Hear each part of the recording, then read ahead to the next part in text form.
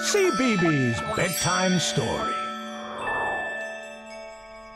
Hey, I'm Joshua, and this is my dragon, Snoop Bob Meatball. Do you like dragons? I love dragons, especially good dragons. And tonight's bedtime story is all about a heroic and good dragon that is learning to be the best that he can be. It's called Zog, and it's written by Julia Donaldson and illustrated by Alex Scheffler. Madame Dragon ran a school many moons ago. She taught young dragons all the things that dragons need to know. Zog, the biggest dragon, was the keenest one by far.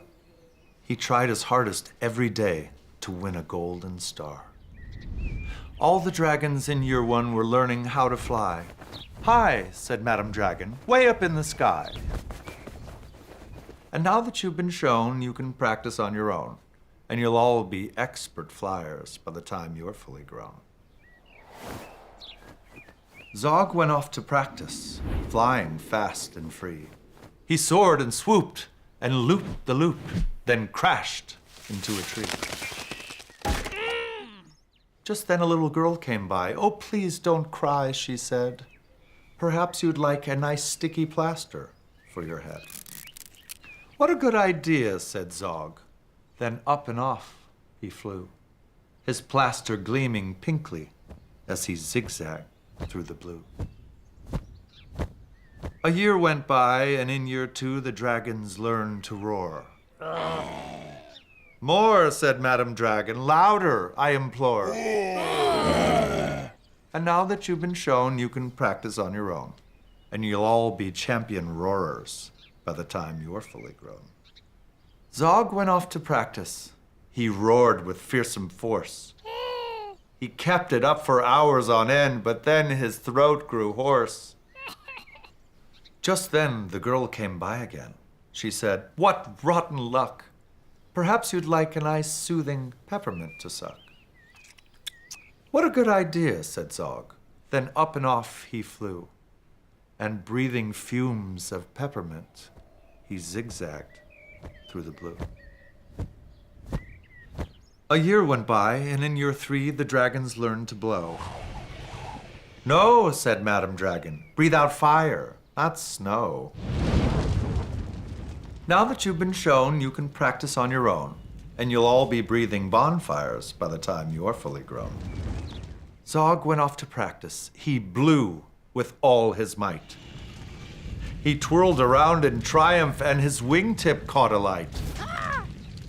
Just then the girl came by again. She said, "You poor old thing. Perhaps you'd like a nice stretchy bandage for your wing." "What a good idea," said Zog.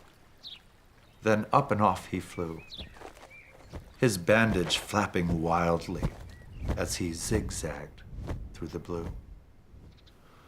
All the year four dragons were learning, can you guess? "Yes," said Madame Dragon, "how to capture a princess."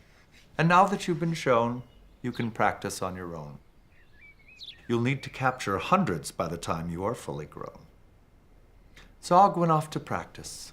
He tried and tried and tried, but he simply couldn't manage. "I'm no good at this," he cried. "I'll never win a gold star." Just then he saw the girl. "Perhaps," she said, "you'd like to capture me. I'm Princess Pearl." "What a good idea," said Zog. Then up and off he flew, the princess gripping tightly as they zigzagged through the blue. "Ah," said Madame Dragon, "our first princess so far. Congratulations, Zog, my dear, you've won a golden star." Zog was proud and happy, and Pearl felt good as well. She took the dragon's temperatures, and she nursed them when they fell. A year went by, and in year five the dragons learned to fight. "Right," said Madame Dragon, "here comes a real live knight." Up spoke the knight. "My name," he said, "is Gadabout the Great. I've come to rescue Princess Pearl. I hope I'm not too late. Zog breathed fire and beat his wings. You can't. She's mine, he roared. Oh, no, she's not, yelled Gadabout, and waved his trusty sword. The other dragons crowded round and watched them, all agog. Who was going to win the fight? Sir Gadabout or Zog? Then Princess Pearl stepped forward, crying, "Stop, you silly chumps! The world's already far too full of cuts and burns and bumps. Don't rescue me. I won't go back to being a princess and prancing round the palace in a silly frilly dress. I want to be a doctor and travel here and there, listening to people's chests and giving them my care." "Me too," exclaimed the knight, and took his helmet off his head. "I'd rather wear a nice twisty stethoscope," he said. "Perhaps, princess, you'll train me up," and Pearl replied, "Of course, but I don't see how the two of us could fit upon your horse." Then Zog said, "Flying doctors, I'd love to join the crew. If you'll let me be your ambulance, then I can carry you." "Bravo," said Madam Dragon, "an excellent career." And all the Year 5 dragons gave a loud, resounding cheer. Then Madam Dragon told the horse, "I really hope you'll stay. I'll let you be my pupil's pet and feed you lots of hay." "What a good idea," said Zog. Then up and off he flew, the flying doctors waving as they zigzagged through the blue. That was a great story, and it was so cool that the princess wanted to be a doctor too. Let's hope Zog, Gadabout, and Pearl have great adventures together.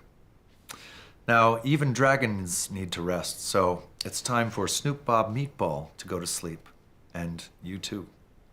So snuggle up and dream of faraway places, and I'll see you soon for another bedtime story.